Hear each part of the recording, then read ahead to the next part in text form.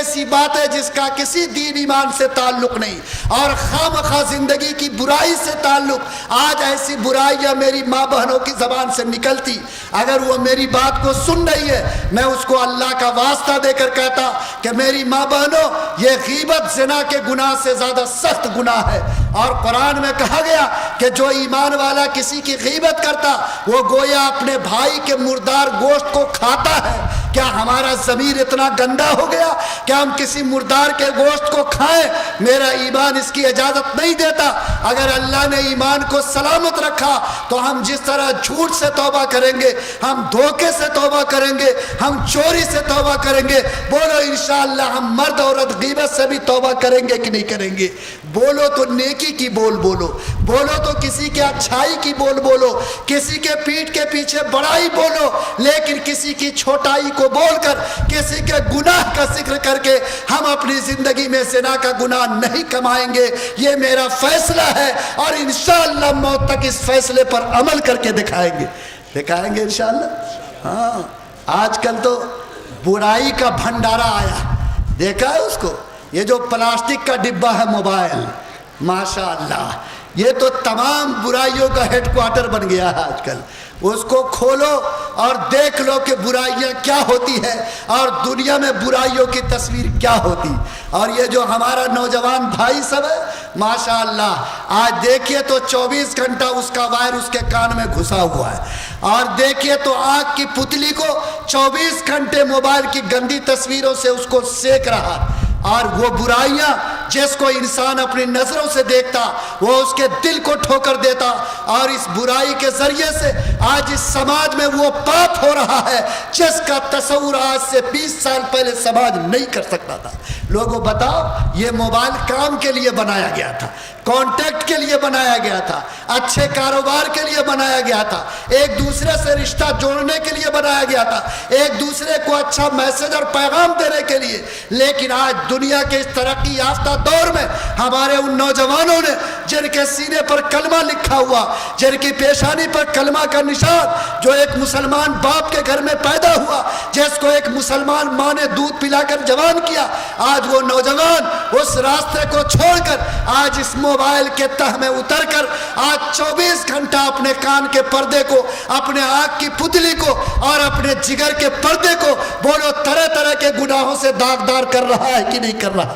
ए मेरे नौजवानों, मैं आपसे बड़े दर्द के साथ कहता कि जब आप पैदा हुए थे तो आपके माँ बाप ने आपके दाएं कान में अजान और बाएं कान में तकबीर की आवाज़ पहुंचाई थी, लेकिन वो कान का पर्दा जो पैदाइश के वक्त अल्लाह अकबर की सदा को सुना, आज 24 घंटे उसमें गंदे गाने तुम सप्लाई करो और अपने कान में वायर ठूस कर आज 24 घंटे तुम अगर गंदे गाने सुनते हो तो बोलो तुम्हारे कान के पर्दे की अजमत बर्बाद होती कि नहीं होती? आज ये आँख की पुतली अल्लाह की अमानत है, खुदा की कसम इस आँख के पुतली की अजमत की हिफाजत करो।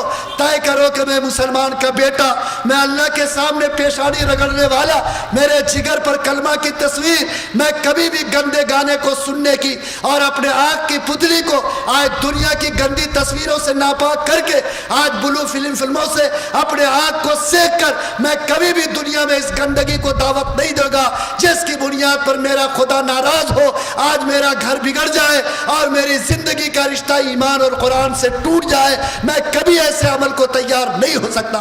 और मैं आपसे कहूं कि आज इस मोबाइल के फितने ने, बोलो, हर घर में और समाज के अंदर ज़िनाकारी के रास्ते को आसान किया कि नहीं किया? अरे बोलो, ने किया कि नहीं किया?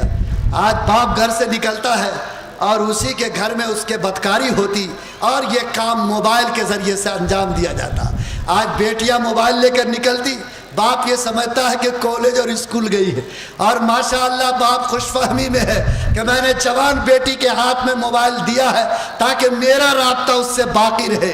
लेकिन आज उसका इस्तेमाल इस ज़मीन पर ज़िनाकारी के रास्ते को खोलने اور بدکاری کے راستے کو آسان بنانے کے لیے کیا جا رہا۔ میں اپنے نوجوان بھائیوں سے کہتا کہ اللہ کے واسطے آج کی مجلس میں قسم کھاؤ کہ اے رب کریم، میں تیرے ایمان کی بنیاد پر آج میں اس بات کا فیصلہ کرتا ہوں کہ میں اپنے آنکھ کے پتلی کو گندی تصویروں سے نہیں سیکوں گا۔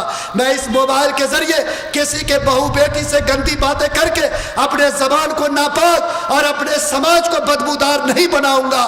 میں کسی کی بہو بیٹی سے، میں کسی کی بیوی سے آج موبائل کے ذریعے سے گندی باتیں کر کے میں آج اس سماج کو بدبودار بناؤں، میرا ضمیر اور ایمان مجھ کو اس کی اجازت نہیں دیتا۔ اگر اس سماج کا نوجوان آج موبائل پہ کنٹرول کر لے، اپنے کان کے پردے کی عظمت کو سمجھ لے، اپنے آنکھ کے پتلی کی حفاظت کر لے اور اپنے زبان کو غلط باتوں سے بتا لے، تو بولے انشاءاللہ اس سماج میں نیکی کی خوشبو آئے گی کہ نہیں آئے گی؟ رے بولو نا، آئے گی کہ نہیں آئے گی؟ کیا انشاءاللہ ہم لوگ ایسا کرنے کو تیار ہیں بھائی؟ اللہ آپ کے ایمان کو تازہ کر دے۔ میں نوجوانوں سے کہتا کہ آج جس سماج میں آپ جیتے ہیں، آپ موبائل کے اس فتنے نے آج زناکاری اور بدکاری کے چاروں راستے کو کھول دیا ہے۔ کیا ایمانداری سے بتاؤ، کیا ایک مسلمان بیٹے کے لیے آج کسی کی عزت کو لوٹنا جائز ہے؟ بولو نا، جائز ہے؟ کیا کسی کی بیٹی کی عصمت پر ہاتھ ڈالنا درست ہے؟ خدا کی قسم نہیں۔ لیکن آج جس کلچر میں ہم جیتے ہیں، اور خاص طور پر یہ انٹرنیشنل شہر جس کو بمبئی کا نام دیا جاتا ہے، آج مغربی کلچر کے لٹیروں نے آج اس زمین پر اس زنا کو فیشن بنا دیا، اور آج سڑکوں کے کنارے، آج پارک اور ہوٹلوں میں، گزرگاہوں میں، ریل اور بسوں میں آج دنیا جس منظر کو دیکھتی ہے، آج سے 30 اور 40 سال پہلے اس سماج کا بسنے والا ایک مسلمان نہیں بلکہ ایک عام انسان بھی اس کو دیکھتا تو تڑپ جا سکتا تھا۔ میرے بھائیوں، آج یہ سماج اتنا بدبودار بن گیا، آج بیٹیوں کی عزت چوراہوں اور سڑکوں پر لوٹنے لگی۔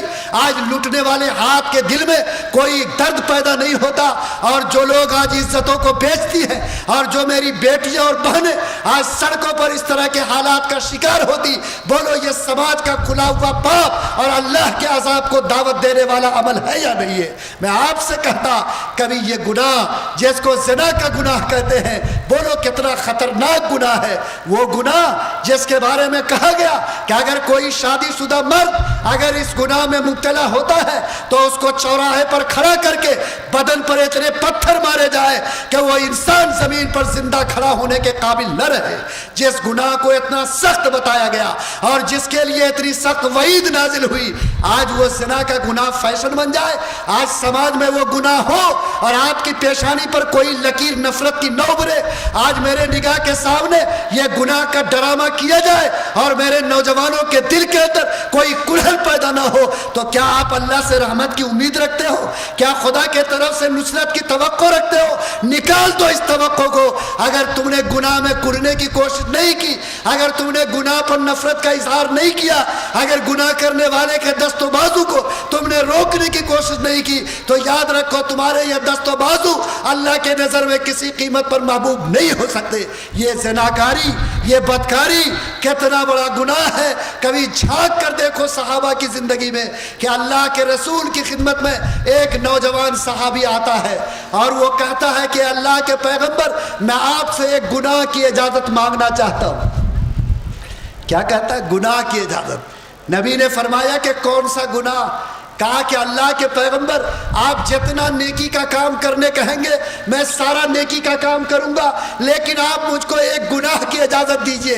نبی نے فرمایا کہ کون سا گناہ؟ کہا کہ بدکاری کی مجھ کو عادت ہے، میں اس کے بغیر نہیں جی سکتا، آپ مجھے بدکاری کی اجازت دے دیجئے، آپ کا بڑا کرم ہوگا۔ اللہ کے پیغمبر کا چہرہ لال ہو گیا۔ آپ نے اس صحابی سے کہا کہ ادنو منی، میرے قریب آؤ۔ جب وہ آپ کے نزدیک آیا، آپ نے اپنا ہاتھ اس کے سینے پر رکھا اور کہا کہ بیٹا، ہم تم سے ایک سوال کرتے ہیں، تم اس کا ہم کو جواب دو، اگر بات سمجھ میں نہیں آئے گی پھر اس گناہ کے بارے میں غور کریں گے۔